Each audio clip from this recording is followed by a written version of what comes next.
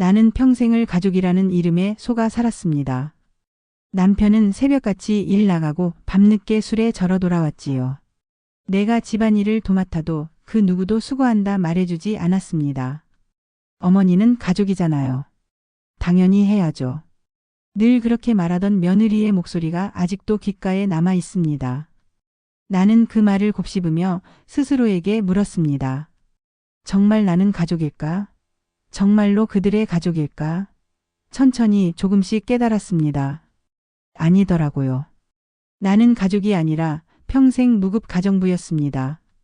한때는 내 전부였던 집. 내 손때 묻고 내 손길로 지켜낸 공간. 그런데 그 집에서 나는 점점 자리를 잃었습니다. 며느리는 손님을 불러 모아 웃으며 말하곤 했습니다. 우리 어머니는 아직도 옛날 방식만 고집하세요. 내 앞에서 내 등을 치듯 내리꽂는 말이었습니다. 나는 그때 알았습니다. 이 집에선 내가 이미 투명인간이라는 걸. 내가 준비한 밥상 앞에서도 그들은 고개를 숙여 휴대폰만 바라봤습니다. 내 국, 내 찌개, 내 정성. 아무도 감사하지 않았습니다. 당연한 걸로 여겼지요. 그래요, 당연한 존재. 당연히 있어야 하지만 없어도 괜찮은 존재. 기억합니다. 시집 온 지 40년 된 어느 명절 날이었습니다. 나는 새벽 4시에 일어나 제사상을 차렸습니다. 12가지 나물을 무치고 전을 부치고 탕을 끓였습니다. 손가락에 화상 자국이 생기도록 뜨거운 기름 앞에 서 있었습니다.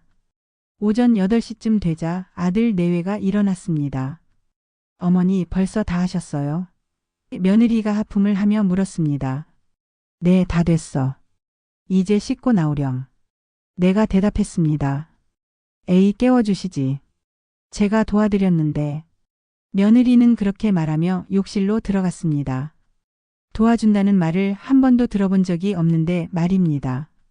제사를 지내고 밥을 먹었습니다. 아들이 입을 열었습니다. 엄마, 이번엔 좀 간이 센데요? 나는 놀랐습니다. 감사하다는 말은 없고 간이 세다는 지적만 있었습니다. 미안하다. 다음엔 더 조심할게. 나는 그렇게 사과했습니다. 며느리가 거들었습니다. 요즘은 건강 생각해서 싱겁게 먹잖아요. 어머니는 옛날 입맛이시니까. 그날 저녁 설거지를 하면서 나는 울었습니다. 조용히 소리 없이. 수돗물 소리에 묻혀서. 40년을 이 집을 지켰는데 고맙다는 말 한마디가 그렇게 어려운 건지. 내가 뭘 잘못한 건지. 도대체 뭘 더 해야 인정받을 수 있는 건지. 남편이 살아있을 때도 마찬가지였습니다. 그 사람은 평생 나를 아내로 대하지 않았습니다. 집안일을 하는 사람, 밥을 차려주는 사람, 빨래를 해주는 사람. 그저 그런 존재였습니다. 어느 날 밤 남편이 술에 취해 돌아왔습니다. 현관에서 넘어지는 소리가 들렸습니다. 나는 달려가 부축했습니다. 여보, 괜찮아요? 어디 다친 데 없어요? 남편은 나를 밀쳤습니다. 됐어, 됐다고. 혼자 할 수 있어. 그러고는 비틀거리며 방으로 들어갔습니다. 다음 날 아침 해장국을 끓여 상을 차렸습니다. 남편은 숟가락을 들고 한술 떠먹더니 말했습니다. 오늘 국이 왜 이래? 나는 참았습니다. 항상 그랬듯이 그렇게 살았습니다. 50년을 감사하단 말 한 번 제대로 듣지 못하고 인정받지 못하고 그저 당연하게 여겨지면서 남편이 세상을 떠났을 때 나는 솔직히 안도했습니다. 이제 좀 편하게 살 수 있겠구나. 더 이상 눈치 보지 않아도 되겠구나. 하지만 그건 착각이었습니다. 며느리라는 새로운 감시자가 생긴 것이었습니다. 처음에는 괜찮았습니다. 며느리도 나름 착했습니다. 어머니, 제가 할게요. 어머니, 쉬세요. 그런 말들을 해주었습니다. 나는 기뻤습니다. 드디어 내 편이 생긴 것 같았습니다. 하지만 시간이 지나면서 달라졌습니다. 며느리는 점점 자기 목소리를 냈습니다. 어머니, 이제 시대가 바뀌었잖아요. 어머니, 요즘은 그렇게 안 해요. 어머니, 그건 좀 비효율적이에요. 그 말을 들었을 때 가슴이 철렁했습니다. 내 평생의 노하우가, 내 손때 묻은 방식이 비효율적이라는 말로 정리되는 순간이었습니다. 며느리는 인터넷으로 모든 걸 주문했습니다. 반찬도 밑반찬도 심지어 김치도 사 먹었습니다. 요즘은 다 이렇게 사 먹어요. 어머니도 편하시잖아요. 나는 대답하지 못했습니다. 편한 게 아니라 쓸모없어진 기분이었습니다. 내가 담근 김치는 냉장고 한켠에 방치됐습니다. 어머니 거는 좀 짜요. 며느리가 말했습니다. 내가 만든 반찬도 마찬가지였습니다. 어머니 이거 언제 만드신 거예요? 좀 오래된 것 같은데. 나는 어제 만든 거였습니다. 그렇게 나는 점점 이 집에서 설 자리를 잃어갔습니다. 부엌에서도 거실에서도 심지어 내 방에서도. 며느리는 리모델링을 하고 싶다고 했습니다. 너무 낡았어요. 요즘 트렌드에 맞게 바꾸면 좋겠어요. 나는 물었습니다. 그럼 내 방은? 며느리가 대답했습니다. 어머니 방도 같이 하면 되죠. 어차피 어머니는 물건도 없으시잖아요. 물건이 없다고요? 나는 이 집에 평생을 살았습니다. 내 추억이, 내 흔적이, 내 삶이 여기 있는데. 하지만 나는 참았습니다. 그게 시어머니의 도리라고 배웠으니까요. 며느리와 싸우면 안 된다고 참고 이해해야 한다고 그렇게 배웠으니까요. 리모델링이 끝난 뒤 집은 완전히 달라졌습니다. 내가 알던 집이 아니었습니다. 낯선 공간, 낯선 냄새, 낯선 가구들.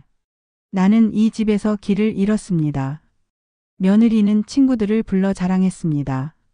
어때? 예쁘지? 우리가 완전히 새로 꾸몄어. 친구들이 감탄했습니다. 와, 진짜 카페 같아. 너무 세련됐다. 나는 구석에 앉아 그 광경을 지켜봤습니다. 내가 사라진 집을. 그러던 어느 날이었습니다. 며느리의 친구가 놀러 왔습니다. 나는 과일을 깎아내왔습니다. 며느리가 말했습니다. 어머니 괜찮아요. 저희가 알아서 할게요. 나는 물러났습니다. 거실 한켠에 앉아 텔레비전을 켰습니다. 그런데 그들의 대화가 들렸습니다. 며느리의 친구가 물었습니다. 같이 사는 거 안 힘들어? 시어머니랑. 며느리가 대답했습니다. 솔직히 불편하지. 근데 뭐 어쩌겠어. 가족이잖아. 가족이라는 단어에 내 귀가 쫑긋했습니다. 며느리가 이어서 말했습니다. 그래도 이제 많이 나아졌어. 예전엔 진짜 간섭이 심했는데 요즘은 거의 신경도 안 쓰고 계셔서. 신경도 안 쓴다고요? 나는 매일 그들을 생각합니다. 아침에 일어나 제일 먼저 하는 일이 며느리 도시락 챙기는 것입니다. 저녁에는 아들이 좋아하는 반찬을 준비합니다. 그게 신경 안 쓰는 건가요? 며느리의 친구가 다시 물었습니다. 그래도 집안일은 도와주시잖아. 며느리가 웃었습니다. 도와준다기보다는 뭐 당연히 하시는 거지. 우리 집이기도 하지만 어머니 집이기도 하니까. 나는 그 말을 듣고 충격을 받았습니다. 당연히 하는 거라고요? 내가 하는 모든 일이 당연한 거라고요? 그럼 나는 뭔가요? 그냥 이 집에 딸린 가전제품인가요? 그날 밤 나는 잠을 이루지 못했습니다.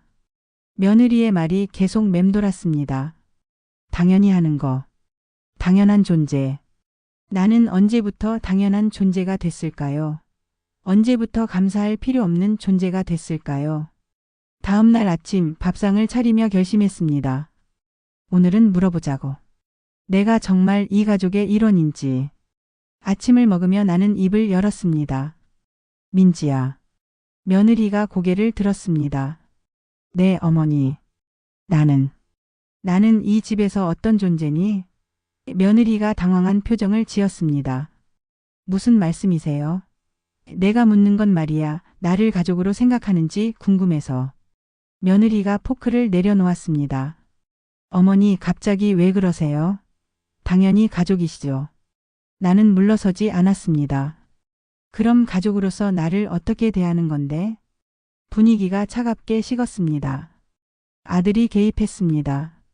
엄마, 무슨 이상한 소리를 하시는 거예요? 나는 아들을 똑바로 봤습니다. 이상한 게 아니야. 나는 진심으로 궁금한 거야. 너희는 나를 가족으로 대하는 거니? 아니면 그냥 집안일 하는 사람으로 대하는 거니? 며느리가 표정을 굳혔습니다. 어머니, 제가 언제 그렇게 대했나요?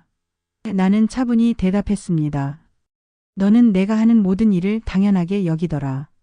고맙다는 말도 없고 인정해주는 것도 없어. 그건. 며느리가 말을 잇지 못했습니다. 나는 계속했습니다. 어제 내 친구한테 했던 말 들었어. 내가 집안일 도와주는 게 아니라 당연히 하는 거라고 했지. 며느리의 얼굴이 하얘졌습니다. 그건. 그런 뜻이 아니라. 그럼 무슨 뜻이니? 나는 물었습니다. 며느리는 대답하지 못했습니다. 그날 이후로 집안 분위기는 싸늘해졌습니다. 며느리는 나를 피했고 아들은 불편한 기색을 보였습니다. 나는 그게 더 슬펐습니다. 내가 뭘 잘못했다고 이렇게 되는 건지. 며칠이 지난 어느 저녁이었습니다. 아들 내외가 거실에서 대화를 나누고 있었습니다. 나는 방에 있었지만 소리가 새어 나왔습니다. 아들이 말했습니다. 요즘 엄마가 왜 저러는지 모르겠어. 며느리가 대답했습니다. 나도 모르겠어. 갑자기 예민해지신 것 같아. 나이 드시니까 그런가 봐. 좀 이해하고 넘어가야지. 아들이 말했습니다. 나이 탓. 그들은 내 마음을 나이 탓으로 돌렸습니다. 내가 정당하게 물어본 것을, 내가 느낀 서러움을 그저 노인의 예민함으로 치부했습니다. 며느리가 한숨을 쉬었습니다.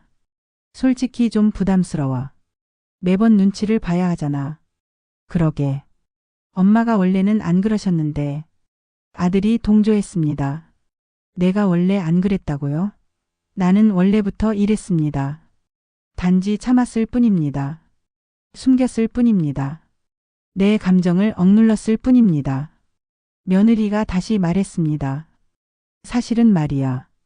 그녀가 망설이다 이어갔습니다. 어머니가 없으면 더 편할 것 같아. 솔직히 말해서. 나는 그 순간 숨이 멎는 것 같았습니다. 아들이 놀란 듯 물었습니다.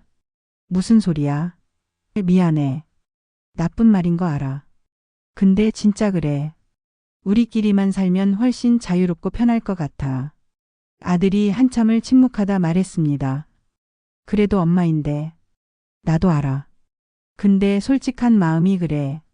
어머니는 가족이 아니잖아. 세상이 멈췄습니다. 가족이 아니라고. 내가 평생을 바친 이 집에서, 내가 평생을 사랑한 아들에게서 나는 가족이 아니라는 말을 들었습니다. 나는 그 자리에서 무너져 내렸습니다. 소리 없이. 조용히. 아무도 모르게. 가슴이 찢어지는 것 같았습니다. 숨을 쉴 수가 없었습니다. 가족이 아니라고. 그럼 나는 뭔가요? 나는 누구인가요? 50년을 이 집에서 살았는데 나는 가족이 아니라고요? 그날 밤 나는 결심했습니다. 이제 더 이상 참지 않겠다고. 이제 더 이상 당하고만 있지 않겠다고. 이 집은 내 집이라고. 내가 지켜온 집이라고. 며칠 동안 아무도 모르게 준비했습니다. 은행을 찾아갔습니다. 통장을 정리했습니다. 남편이 남긴 돈, 내가 모아둔 돈 모두 내 명의로 확인했습니다. 그리고 집 서류를 살펴봤습니다. 이 집은 원래 남편 명의였습니다. 남편이 돌아가시고 나서 상속 절차를 밟았습니다. 아들과 나 공동 명의였습니다. 나는 변호사를 찾아갔습니다. 제 지분을 온전히 확인하고 싶습니다. 내가 말했습니다. 변호사가 서류를 살펴봤습니다. 현재 어머님이 70%, 아드님이 30% 지분을 갖고 계십니다. 나는 고개를 끄덕였습니다. 그럼 제가 이 집을 처분할 수 있나요? 변호사가 잠시 생각하더니 대답했습니다. 법적으로는 가능하십니다. 다만 가족 간의 문제이니 신중하게 결정하시는 게 좋겠습니다. 나는 대답했습니다. 이미 결정했습니다. 집으로 돌아오는 길에 많은 생각이 들었습니다. 내가 너무 극단적인 건 아닐까? 하지만 그들의 말이 계속 맴돌았습니다. 어머니는 가족이 아니잖아. 그 말이 내 결심을 더욱 굳혔습니다. 일주일 뒤 아들 내외가 여행을 떠났습니다. 나는 그 시간을 이용했습니다. 먼저 그들의 짐을 정리했습니다. 옷까지 생활용품 모든 것을 박스에 담았습니다. 정리하면서 묘한 감정이 들었습니다. 해방감이었습니다. 50년 만에 느끼는 자유였습니다. 집 안을 청소했습니다. 구석구석 깨끗하게 닦았습니다. 내 집을 청소하는 기분이었습니다. 처음으로 이 집이 내 집처럼 느껴졌습니다. 그리고 거실 탁자 위에 편지를 놓았습니다. 내가 쓴 편지였습니다. 차분하게 하지만 단호하게 쓴 편지였습니다. 아들에게, 며느리에게. 이 집은 이제 더 이상 너희 집이 아니다. 너희는 나를 가족이 아니라고 했다. 그렇다면 나도 너희를 가족으로 대하지 않겠다. 너희 짐은 창고에 정리해 두었다. 한 달 안에 가져가기 바란다. 이 집은 내가 평생 지켜온 곳이다. 내 땀과 눈물이 배인 곳다. 이제 이 집은 온전히 내 것이다. 너희는 새로운 보금자리를 찾기 바란다. 엄마가 편지를 놓고 나니 홀가분했습니다. 무거운 짐을 내려놓은 기분이었습니다. 나는 내 방으로 들어가 짐을 챙겼습니다. 당분간 친언니 집에 머물 생각이었습니다. 3일 뒤 그들이 돌아왔습니다. 나는 언니 집에서 그 소식을 들었습니다. 아들에게서 전화가 왔습니다. 엄마, 이게 무슨 짓이에요? 목소리가 떨렸습니다. 나는 차분히 대답했습니다. 편지 읽었니? 읽었어요. 근데 이게 말이 돼요? 갑자기 나가라고요? 나는 웃었습니다. 갑자기가 아니야. 너희가 먼저 나를 가족이 아니라고 했잖니. 전화기 너머로 침묵이 흘렀습니다. 며느리의 목소리가 들렸습니다. 어머니, 그건 오해하신 거예요. 나는 단호하게 말했습니다. 오해가 아니야. 너는 분명히 말했어. 내가 가족이 아니라고. 죄송해요. 진심으로 사과할게요. 돌아오세요. 며느리가 애원했습니다. 하지만 나는 흔들리지 않았습니다. 이미 늦었어. 나는 결정했어. 이제 이 집은 내 집이고 너희는 나가야 해. 아들이 다시 전화를 받았습니다. 엄마, 제발요. 우리 어디 가서 살아요. 나는 냉정하게 대답했습니다. 그건 내가 알아서 해야지. 나도 평생 혼자 알아서 살았어.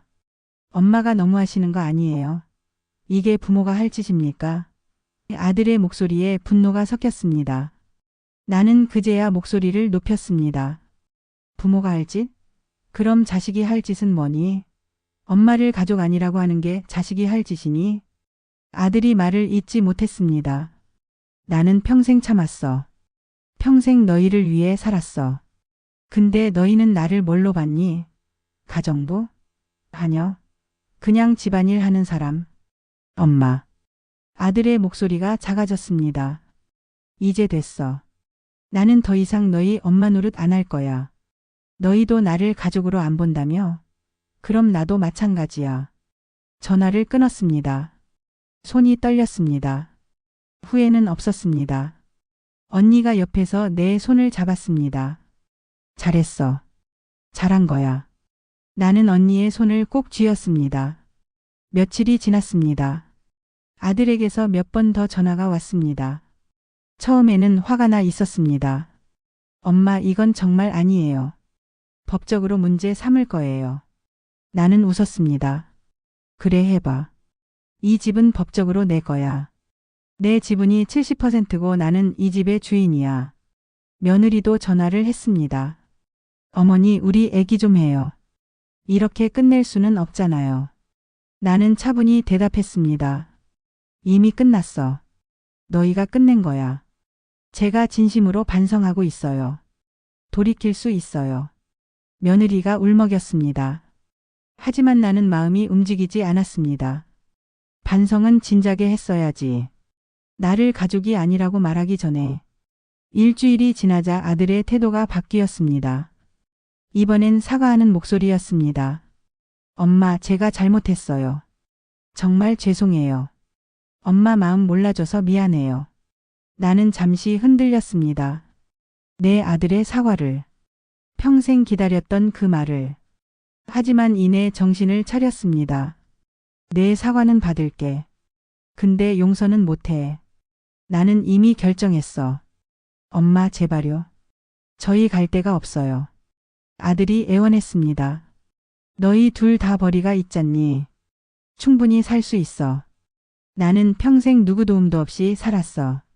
너희도 그렇게 살아봐. 나는 단호했습니다. 한 달이 되어가던 날 아들 내외가 집을 비웠습니다. 나는 집으로 돌아갔습니다. 텅 빈 집. 하지만 이상하게 편안했습니다. 거실을 걸어 다녔습니다. 내 발걸음 소리만 울렸습니다. 부엌에 들어가 차를 끓였습니다. 내가 좋아하는 차였습니다. 50년 만에 처음으로 내가 원하는 걸 마셨습니다. 창문을 열었습니다. 바람이 들어왔습니다. 상쾌했습니다. 나는 소파에 앉아 그 바람을 맞았습니다. 눈물이 흘렀습니다. 슬픔이 아니었습니다. 해방감이었습니다. 사람들은 나를 손가락질했습니다. 자식을 집에서 쫓아낸 몰인정한 노인. 늙어서 이기적이 됐다.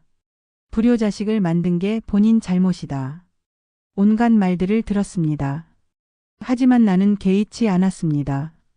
그들은 몰랐습니다. 내가 겪은 50년을, 내가 참아온 세월을, 내가 삼킨 눈물을. 그들은 아무것도 몰랐습니다. 며칠 뒤 집을 다시 꾸미기 시작했습니다. 내가 좋아하는 스타일로. 아무도 눈치 볼 필요 없이. 벽지를 바꾸고 가구를 옮기고 내 취향대로 정리했습니다.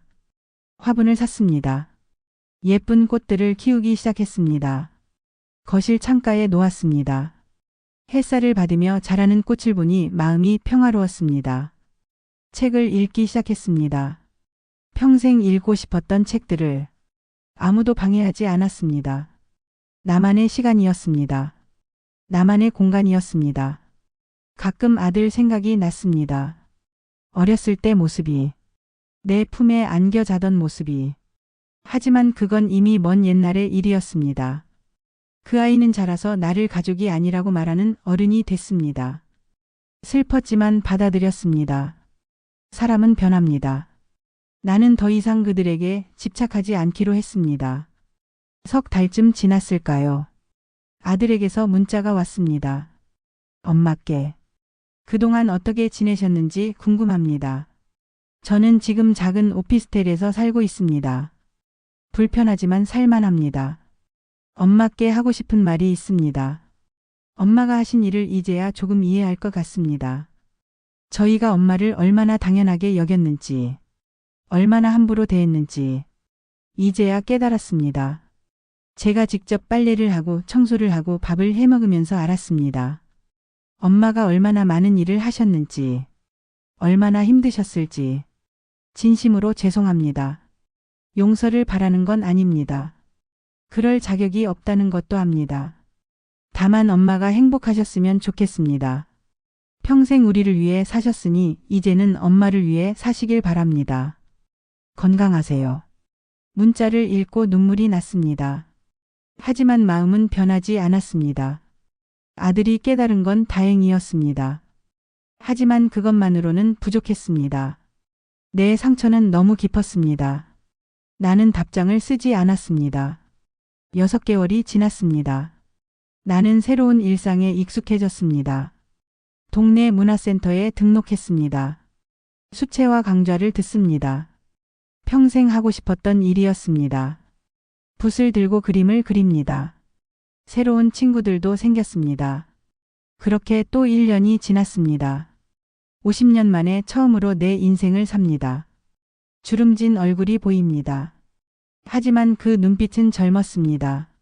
나는 평생을 가족이라는 이름에 속아 살았습니다.